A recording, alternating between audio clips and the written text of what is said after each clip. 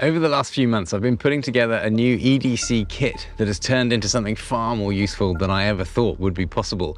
In fact, I think it's perfectly reasonable to use the word profound to describe the levels of utility I've achieved here. Some of the things in this kit could be genuinely life-changing in certain situations. In this video, I'll answer all the questions you probably have in your head right now. What is the kit? Why is it profound? Why has it ended up exceeding all of my expectations? And how do I always make sure it's with me? And of course, how much it all costs. It's worth starting this by framing this kit in terms of what it isn't. Over the last few years, I've come to carry a set of items at all times in my pockets.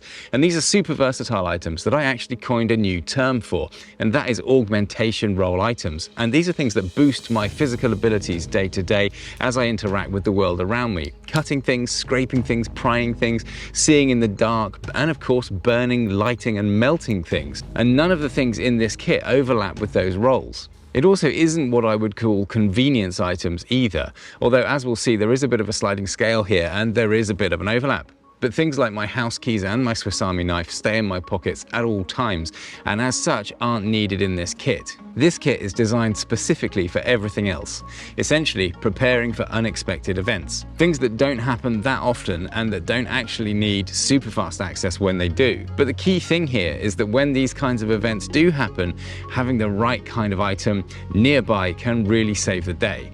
So it's these kinds of things that mainly make up this kit. And the important thing about this kit is it has huge utility for people around you as well. It's very rewarding to be able to have something handy that friends or family find themselves in need of. A lot of people seem to think that to justify carrying something with you, it needs to be used every day. And I'm not actually a subscriber to this idea. Speaking of subscribing, you should definitely do just that if you enjoy deep dives into optimizing various areas of day-to-day life, from computers and keyboards to EDC and gear, outdoor and adventure, and household workflow optimization. In terms of carrying things that aren't used every day though, I think there's a point where the potential impact of having an item with you for a reasonably unexpected event easily justifies carrying it with you. Some people feel they only need a kit like this in their car and it's not worth carrying all of the time on your person. For me though, that would mean keeping a duplicated version of the kit in each of my two cars, and then I need to remember to take it with me each time I go away from the car. For example, on a longer walk with my family to the beach. Part of my approach with this kit is it's stored in the same bag as my car keys and my phone, and this makes it impossible to not have it with me, which is why this whole approach really works well. Let's start by defining what I mean by unexpected events. Broadly speaking, these can be thought of as first aid, repairs, and improvisation. And the outcome of things like injuries, getting something in your eye, burns, bites and stings, or other medical issues can all be very much improved by having the right kind of treatment ready to go in a kit close by. So let's look at the first aid items in the kit.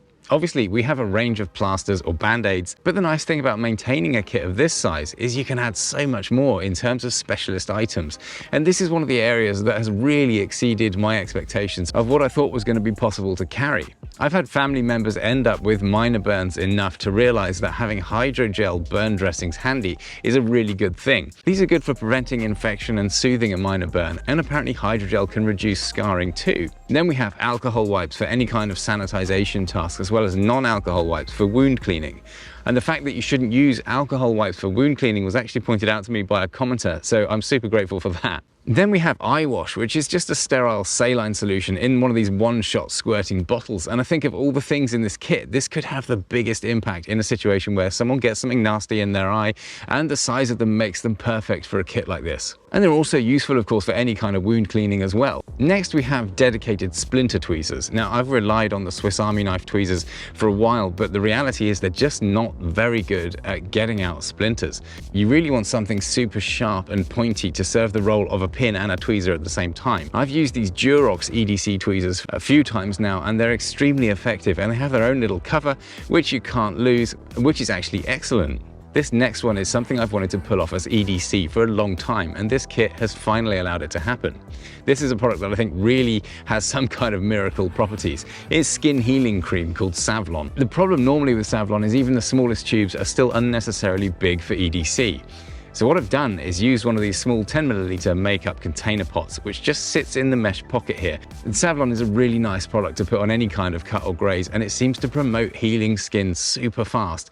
And of course, it's antiseptic. So now onto pain relief. Here we have 2 pill containers, one with ibuprofen lysine and one with paracetamol. And it's useful to have the fast-acting anti-inflammatory type as well as the paracetamol here. So these pill pots go back to back in one of the slots in the tool roll, and probably one day I'll super glue these 2 together. I'll actually add some antihistamines too to this kit, and I'll probably use one of those makeup pots in the mesh pouch for storing those. But I think that would add to the situations this kit could have utility in quite nicely. And then we have tick removers. Actually, I think the small flat ones might be easier to use than these ones, so I'll link to both in the description. Removing ticks is one of those specialist tasks that can go really wrong if you try and bodge it with normal tweezers. The risk is you squeeze the thing so that it injects its contents back into you, and that's why the tick tool grabs it right down by its head without actually squeezing it. It's totally gross, but it's best to be prepared with the right tool for the job. To have all this in a simple kit that's always with me is really quite a big deal.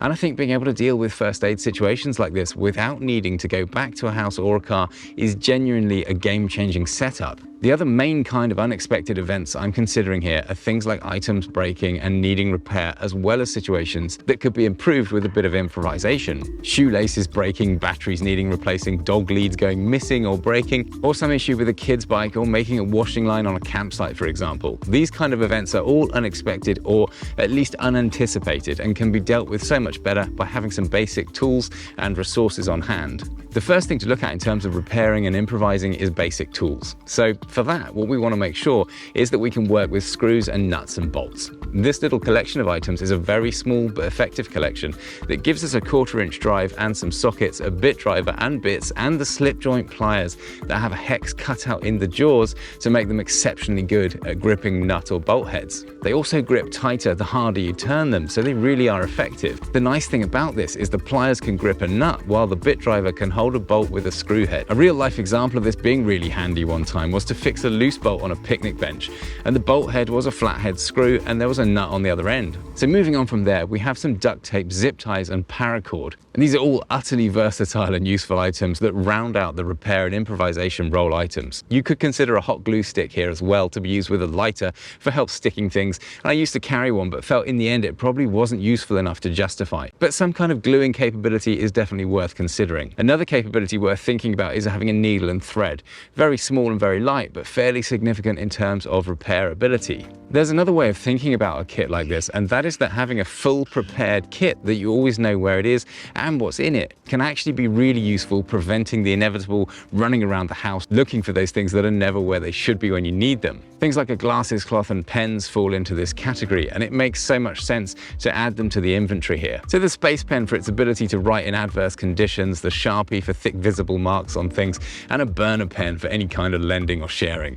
And the lens cloth also fits in here and has obvious utility as part of the known location idea. We also have Nitrile Gloves, some paper, membership and ID cards, and cash. And of course the rest of the kit works well when considered like this too. It's worth considering the bag I'm using for this kit because it's actually very effective. To me it seems like most bags seem to force you to choose between storage, density and ease of access and organization. For example, a square case with shaped foam inserts would allow for extreme ease of access but would result in huge amounts of unused space.